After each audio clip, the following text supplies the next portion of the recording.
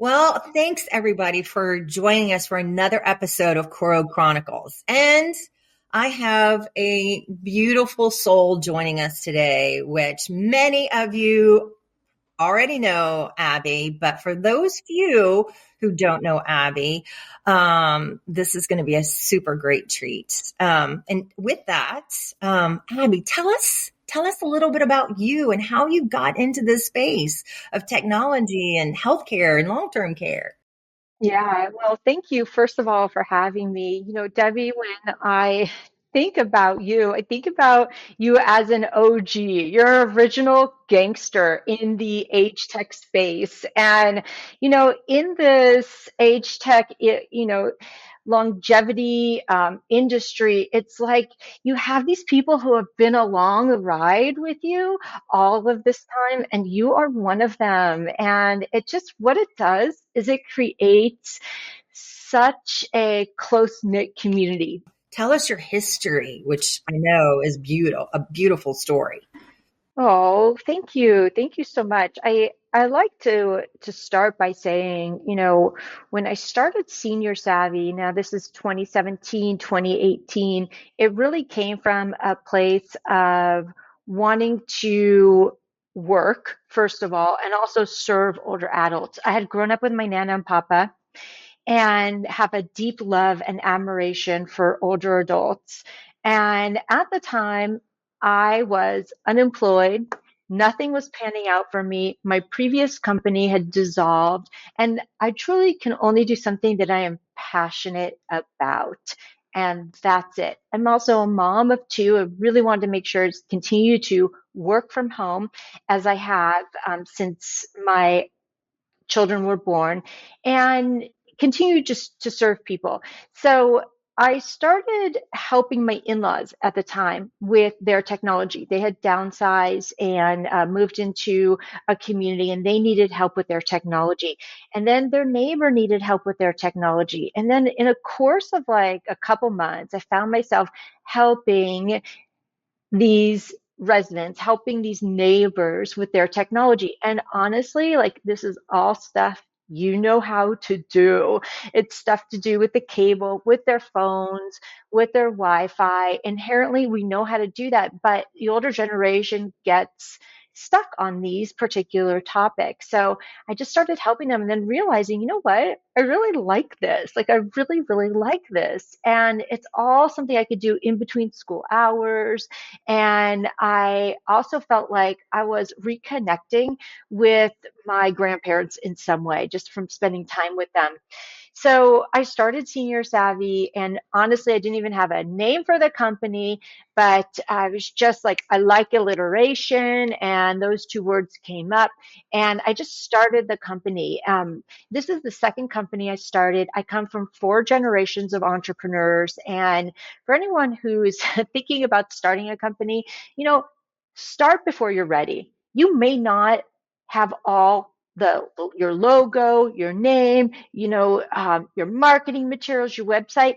You know what? None of that really matters until you start getting into the day to day of your company, and then you begin to build that out. Like, I had seen a lot of people really, entrepreneurs focus on like all of the branding, which is so important, but you have to start before you're ready in order to know if this is something that you're passionate about and something you're wanting to do every single day.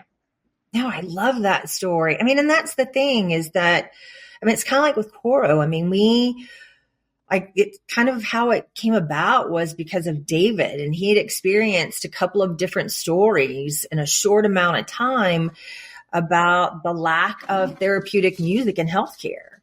And then he comes from the same entrepreneurial spirit that you do, that just kind of radiates. And it's one of those things of that when you meet someone that just has a passion for what they're doing and they happen to be an entrepreneur and starting that, it's for me, I don't have that, but I'm a huge reinforcer. I'm like, what can I do to help? And then that's the thing. It's funny how it came about, like for you with family. It was the same thing with David. I mean, Coro and Senior Savvy came from the same roots. and everything. So kind of tell us where you are now. Yeah, so last year has been wonderful for me. I will say, entering into maybe year five, year six of Senior Savvy, I started to realize it was just so challenging for me to scale the business. And it was starting to drain a lot of my resources, having to do payroll, manage a team, and like continue to grow the company. And just about a year ago, Senior Savvy was acquired by the Smarter Service. And the Smarter Service is a very, very similar mission as Senior Savvy, which was to help older adults with their technology and to bridge the gap of the digital divide. And found that because our missions were so closely aligned and that they had the infrastructure in place to scale the business, that it was a wise decision to have the Smarter Service acquire Senior Savvy. So that's almost a year ago. And I got to say, it's just been so rewarding to work with a team of qualified professionals and to take this business model to the next level. I mean, talk about the next level. It's like I log into social media, I log into LinkedIn, and I see you at like not just online, but I see you at events, which kind of goes along of why I wanted the opportunity to chat with you today and to share you. Just because it's a combination of what you bring to elder care, but it's also because the longevity you've had and seeing the transition of like just thinking about when Senior Savvy started, when you started just with the neighbors and what the questions you were being asked and what you were doing versus how it's evolved over these years. And now you're going to these big trade shows once again, and you're hearing from companies that are like, these are the challenges we're having now. So I would love to hear a little bit about that, like things, how you've seen them change over the last course of, even just the last since COVID. Yeah, yeah, COVID was a huge pivotal opportunity. That's, it was terrible for older adults. It was also an opportunity for us as service providers to reach them in a different way. And at the point, I think Senior Savvy was just 2 years in business when all the senior living communities closed, which was so devastating on many levels. And I had one community I was working with, Sagewood, here in Phoenix, and they are like the flagship community for LCS. And they had been doing all their community-wide meetings on Zoom for years before COVID. And they kept asking me over and over again, can you do your classes? Because I was teaching in person. Can you do them on Zoom? And I thought, no. No. But it's like a hot mess to me, trying to educate a group of maybe 80-year-olds on Zoom on how to use technology. But they kept asking. And finally, like I leaned in and said, okay, I'll do it.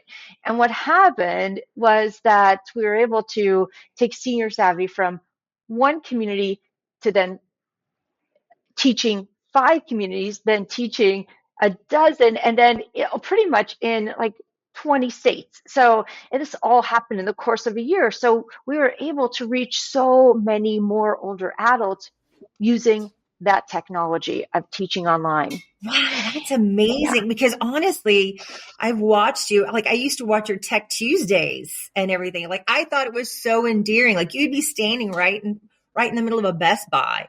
But what you were teaching, like it educated me. But the thing is from my perspective is that I love that you leaned in, because if you hadn't, so many people would have missed out on the opportunity to learn from you. Like I said, it's like I've been a fan of yours for years, but really the fundamentals of what you're bringing. And then I know still we kind of talk about this, is that technology is still something for a lot of care staff, and a lot of owners are still apprehensive about, they still worry about, because they think bringing in technology is taking away the caregiver, or it's taking away connections. Which, I mean, even for us, for Coro, has been a huge challenge, just trying to, in our own way, explain that it's not. We're trying to create connections and using, like in our world, we're using content of spiritual support and music, but we have to use a device to access it. Yes, yeah, you know, I mean, people are moving into senior living communities with anywhere from 5 to 7 devices, and it's like double the amount if you're a couple. And it's an unavoidable aspect of living today. So, you consider a couple may move in with a TV. They may have each have their own Apple Watch. They may each have their own iPad, a desktop computer, a printer, and it just builds and grows from there. So it's an unavoidable aspect of modern day life. And the more that we allow people to see, as long as you can, you're able to access your devices and use them so you can connect with family and friends, that brings value to their lives. And when we're talking about caregivers, for instance, there's the obvious situation of the caregiver workforce shortage, right? And there are ways to use technology to offset the demand of caregivers. Wow. Tell me a story, because I know I've wanted to ask you this question before, of just because you know me, it's like the stories are where it's kind of like you said earlier, talking about like being heart led, and I think about technology, and thinking about the audience that you have taught and connected with over the years. Like, what is just an example of one of those experiences of maybe a community that was a new client of yours that was still like, we're not sure how this is going to work, but then seeing from like the beginning to the transition of impacting either a care staff's kind of perception of technology, or changing even the elders of just like going in there and maybe having a device they knew not how to access anything, but then after them spending time with you, it's kind of this world opened up for them. Yeah, one story comes to mind where I had this new client, Mary, reach out to me, and she said, my husband has just come home from the hospital, and he's the one who would log in and do our bills. And she's like, I don't know how to log in. I can't even turn on the computer. Can you come over and get me situated so I can do this? And I said, absolutely. So I went to their community and started working with her. And it was devastating to see her husband there. And there was a caregiver there at the same time. They were changing a feeding tube. And to see how distraught Mary was with what was happening with her husband, and Mary's health condition wasn't that great anyways. And just to see like the tension and the strife that was occurring because the husband couldn't log, he was not in a position to help, Wow. but wanted Mhm. to. And Mary wanted to get online to check email and pay bills. And after I worked with them just that first time, as we were finishing the session, I just looked at her and said, can I pray for you right now? Because I could tell there was just so much had been stripped away from her life in that moment. And I have believe in God. And there have been many, many times where I've been in that situation in the home with the resident, with the client, and seen that the dignity of their lives has just been so stripped away. And so in that moment, I prayed with her, and it doesn't even matter what their faith is. What matters is that your heart's there with them, right? And it's the most that I could do in that moment with them. So, and I've done that many times. To just have a heart to serve these older adults where they're at. Shelf my agenda, right? And maybe my agenda is, update their device and get out of there in an hour so I can pick my kids up. Shelf my agenda, shelf my tech so that I can serve them where they're at. And another instance comes to mind where I was working with this one client, Alice, and her husband was there as well in the session. They couldn't log on to their iPads and to their computers. And I was working through it with them. And I can tell her husband was very distraught.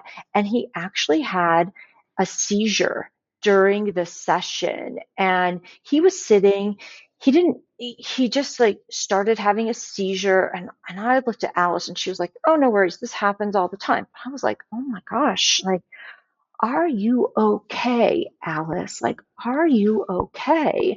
Because right before the seizure, he got very agitated. And just to have this insight as to what's happening in the home, right? Yeah. Not to mention the technology and the safety and the passwords and cybersecurity, but just what is happening in the home and be able to communicate that to the resident services director or something Yes. is dear and precious, and be able to let Alice know, hey, I'm here for you. Yes. Oh my If goodness. you need me. So it has been so much more than technology, right? It's so much more. And there have been times where, I was sharing this with my daughter because she's now done some work for the company in one way or another. But there have been times where like you go and you knock on the door and you wonder, is someone going to answer the door, No. right? Because when you're working with significantly older adults, and I've worked with people who are 100 years old, you wonder, was that the last time I saw them? And if so, what kind of impact did I have on their lives? No, I love that. I mean, and it's interesting how both of your stories are surrounded by a female. And I know for me personally, that is one of the challenges I even have with my own parents is that my dad, just because it's of that generation and the generations before, that the husband takes a specific position. And it's a conversation I've had with my mom for years now because I've asked her, like, okay, if something were to happen and dad was admitted to the hospital and you knew that it was the beginning of the month and you needed to pay bills, do you know how to access and do? To this day she still doesn't. But it's also because he's still able to do it. And I know for her she may be like a Marion and Alice, like I won't access it until I'm forced to. But then when she's forced to, the anxiety and well, I'll be calling you.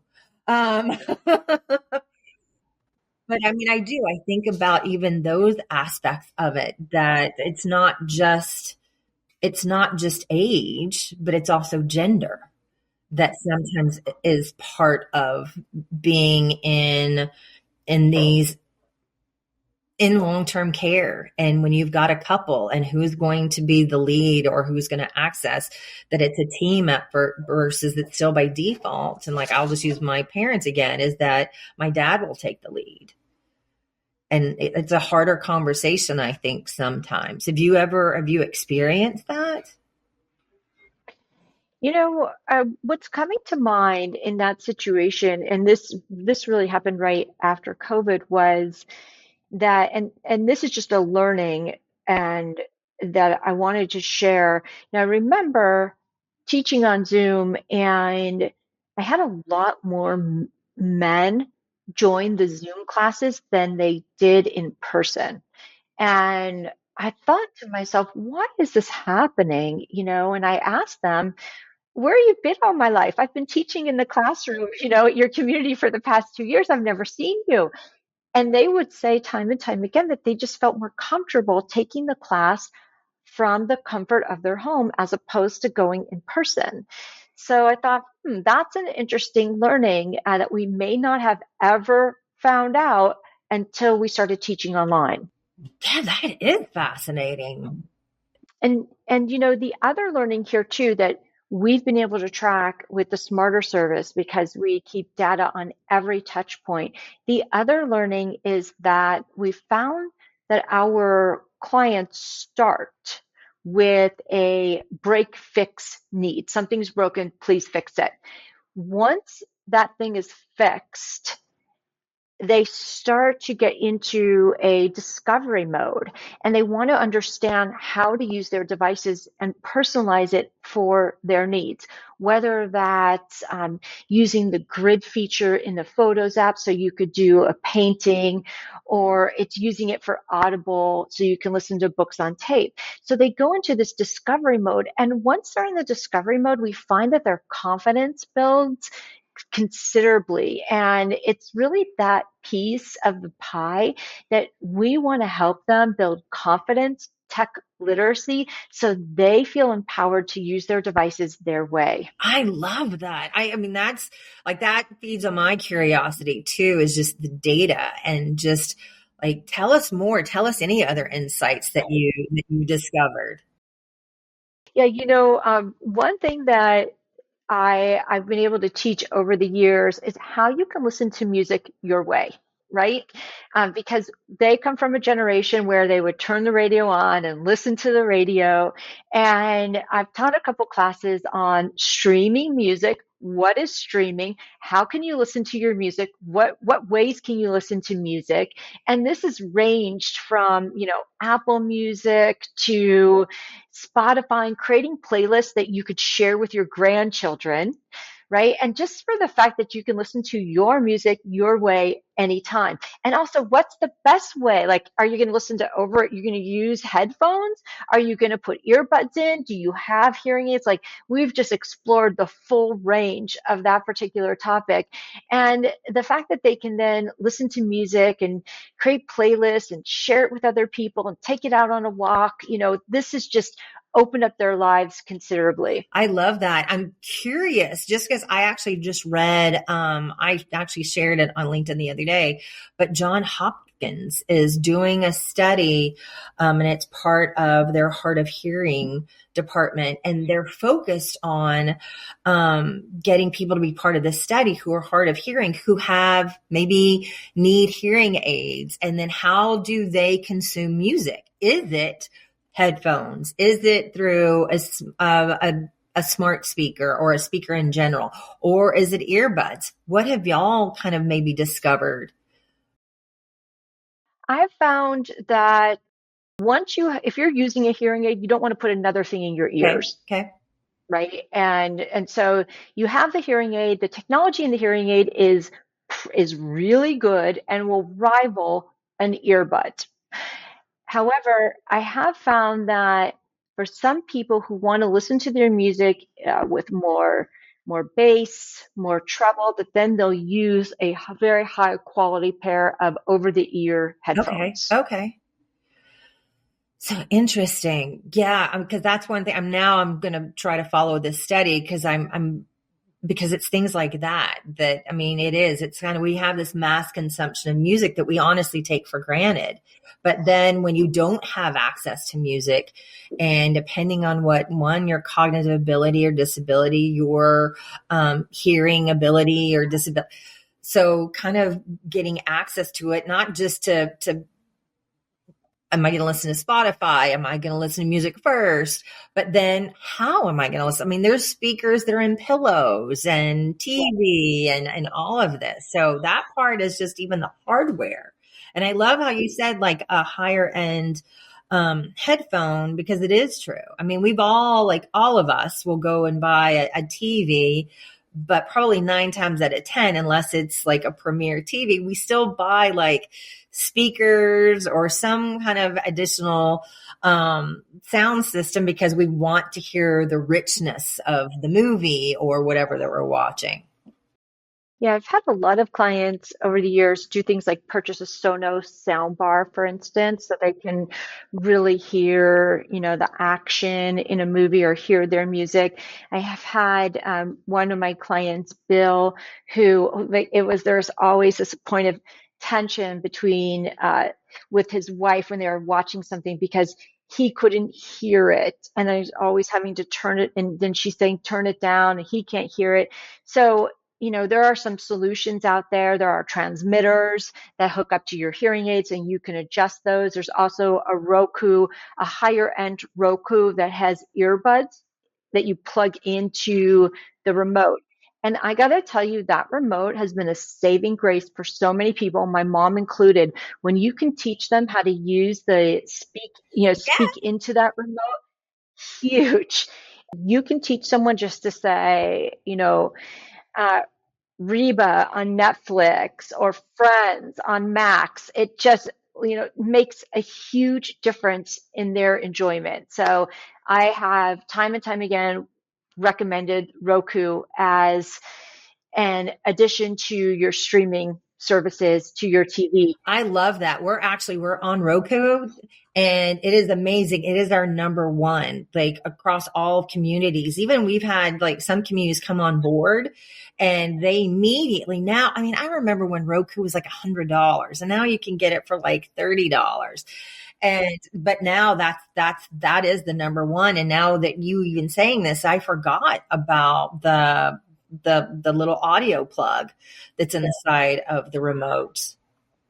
Yeah, and people will ask me all the time, I need a new TV, what should I get? Or I need a new, and I say like, well, you could get a Roku and that would be under $50 as opposed to getting a new TV, and you can have a much simpler interface and a way for you to watch things in a far more easier approach than perhaps a new TV. I know. I mean, I think about it. I remember when sorry, cable, but when I turned cable off and then I had a Roku was my first streaming service that I had.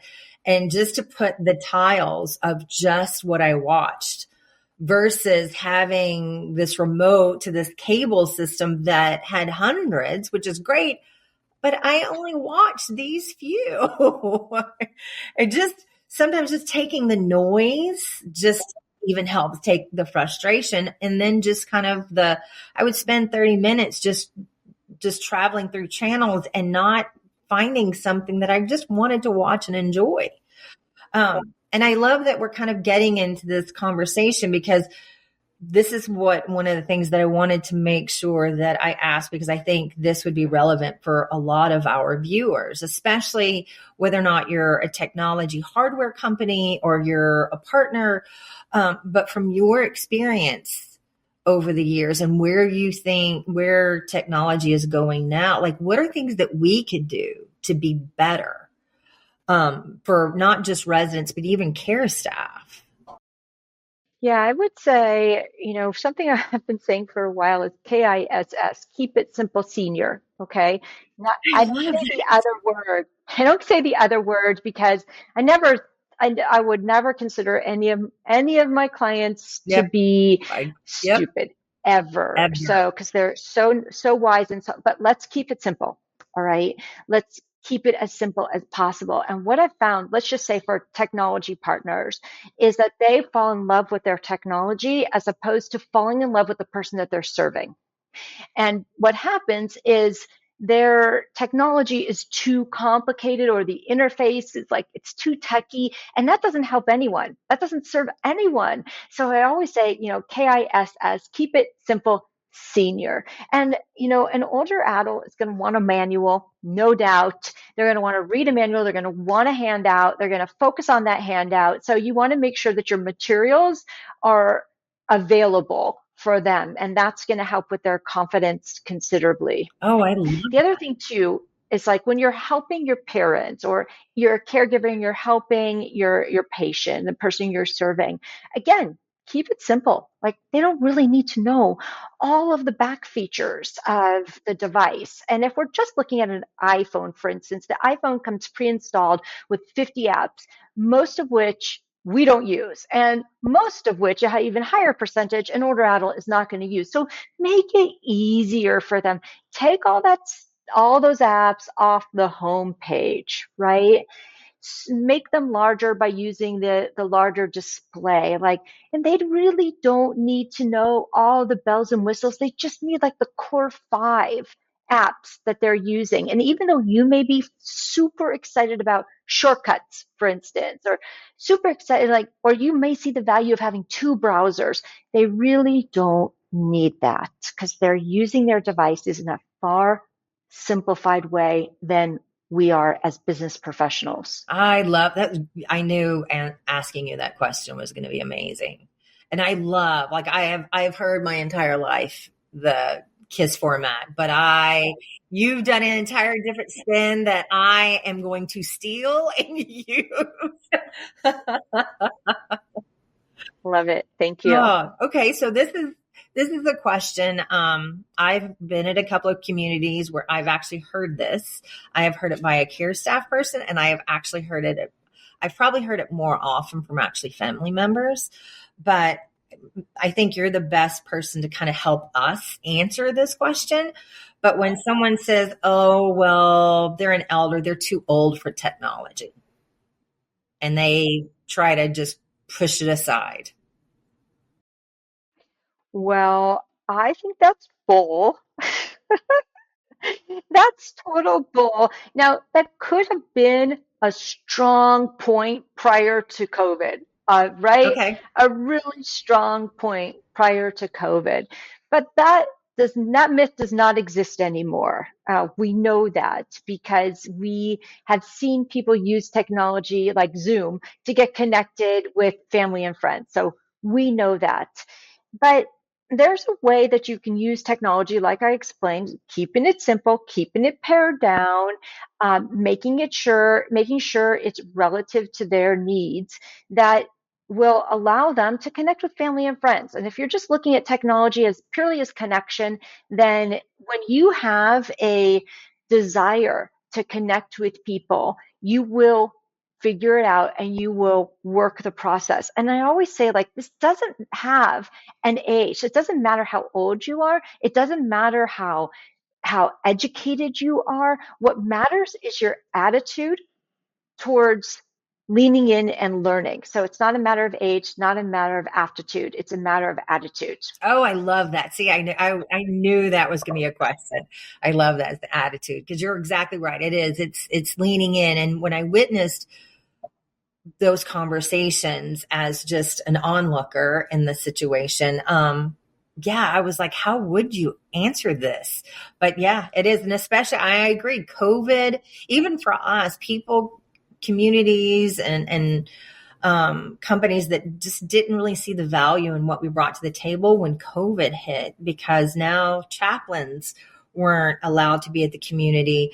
They needed spiritual content. But then it's like, we can give you the content, but then them trying to access it and devices and all this. But then ever since that shift, and that's the thing too, which kind of leads into my next question, is that technology is not going to go away. Elders using technology is just in growth. It's part of a growth mindset. How do you see things that are coming, that are already here on the horizon, like AI? How do you see AI impacting long-term care? Okay, I want to just back up just a Sure, little bit sure. because you just reminded me of how many people I visited during COVID who were missing their church service or missing their temple service. And I would say, well, let's go on YouTube and see if we can watch your church service. And making this connection for them. Maybe they had heard about YouTube from their grandchildren, or maybe like they had never heard about it before, but then showing them how to use YouTube to type in that very, very busy, it's a very busy interface, but to find the search bar, type in your church and be able to watch your service on your own TV was a huge game changer for so many people. And then just trying to make that as turnkey and simple for them as possible by creating playlists, by subscribing to that channel so you get the latest Bible study, for instance. That was just huge. And I loved being able to do that for so many people so they could remain connected to their faith. I mean, this is like, I do all of our trainings, and it's still something that comes up every once in a while. Everyone knows that for someone's community of faith, how important it is to them. And when they can't get to it physically, how else can they access it? And it's still, I mean, it's so important because it's feeding the soul. It's feeding the spirit. It's the purpose driven. I mean, and yet again, it kind of, we're having this conversation about technology, and that's why it's so disheartening when we start talking about like accessing, streaming worship services, like, oh no, we need to get them to church. And that's what we want. But at some point, that's not going to be possible. So it's kind of like people will ask us like, well, when it comes to our therapeutic music programs, are you taking away music therapists? And it's like, never. Like, but eventually the therapist, the chaplain may not be able to be there, but you don't want to turn worship services off. You don't want to turn the music off because they're still feeding the soul. 100%. And if we look at that and we compare it to AI, we're not going to turn the caregiver off. No. We're not going to turn the facility off, but we are going to use AI to deliver a level of service and personalization in that we can do today. So it's in addition to, right? And Exactly. yeah, Here's yeah. like an example of where you would like to see the use of AI as a caregiver. So there's a community here in Arizona. It's Fellowship Square Mesa, and they are they're using technology in so many different ways. I was blown away when I visited their community not too long ago to see that they are using the Roomba, all right, the Roomba to clean and to mop and to vacuum the walkways. And so this is like one thing, I mean, that you could do to offset the use of your workforce, right? And so this is happening in off times where there aren't people walking the halls. And this is totally an area where you could recover workforce and caregiver times and shortage time to focus on a resident. There's another technology that they're using that's called Helpany. So it's Help Annie, one word, Helpany. And what Helpany does is it's a radar-based technology. It's a unit. It looks sort of like a smoke alarm. It gets placed on, say, a kitchen counter. You just need one or two per apartment, depending on how big it is. And it's tracking residents' movements, okay? And it's not a camera. It's not a microphone. It's radar-based technology that's tracking someone's movements, making sure they're getting up. Are they getting up? What time are they getting up? Are they pacing throughout the night? And what time did the caregiver get there? How long did they stay for? Once they have left the room, can we now connect that to the thermostat and then bring the heat down so that we're not expending on heating costs, right? So like there's just like amazing uses for this type of technology that's predictive, and it's also preventing falls. So like this is all the extraction of information that you can gather by using AI based technologies. I love all of that. I don't know. In fact, I'm watching other podcasts and how AI is being discussed in elder care, whether or not it's skilled or it's independent or it's memory care. And it's the prediction because I mean, that's the thing, as we know, especially when it comes to falls, that a fall can be life or death for our elders. Um, And fall prevention can also save so much in finances as well. Just on an aside, with occupancy. And there's another technology I absolutely love. It's called My Care, and it's sort of like a cube in someone's home, and it works where it has a caregiver app. So does Helpany, but the caregiver app can check in and see from a distance. Has my mom been getting up, or is she is she how is she doing today? And this particular device will speak to the resident or speak to the patient and say something like, I noticed you haven't been moving a lot today. How are you doing today? Or have you taken your medication? It's not going to say, take your medication. It's going to say, hey, have you taken your medication? Have you thought about having some water, right? Or having a little bit extra to drink? And all of this data can then be shared with a care provider as well as an adult daughter, for instance, trying to manage their parents' care from afar. No, yeah, I mean, yet again, it goes back to, I know for some people, when they talk about technology, it makes them nervous. But when you have access to this information, because this is like, as adult daughters, we'll walk in and the very first things that we ask the care staff is like, has my mom had enough to drink? Did she take her medicine? And care staff can't be everywhere all the time. But even knowing that I have that information as I'm walking in, is amazing. So before I kind of wrap up today, and it's this, I love everything I've learned today. So is there a question that I haven't asked you that you really wish I would have asked? I was just thinking about one thing I want to circle back on, and that is the technology, right? And if you're able to get an Apple Watch for your folks, for instance, this is the kind of technology that's going to keep them aging at home longer.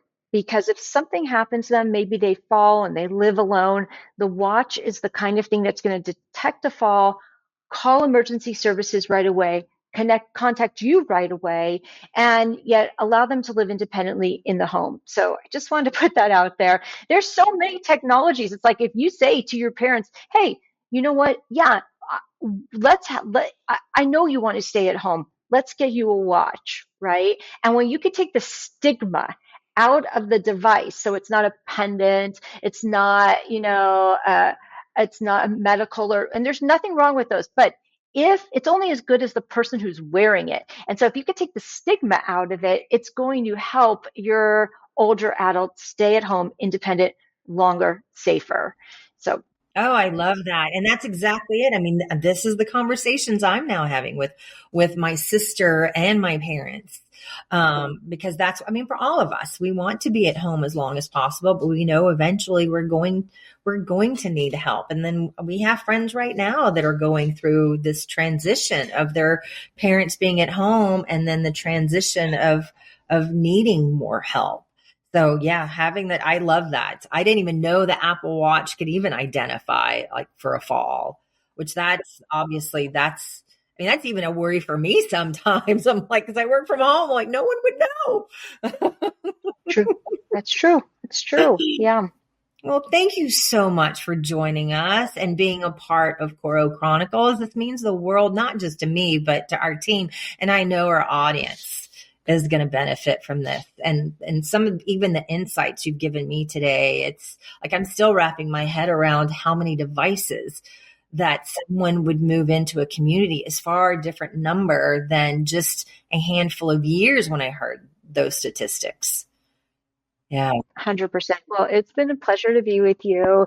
I'm a huge fan of yours, and it is wonderful just to keep circling in this community and connecting. Thank you.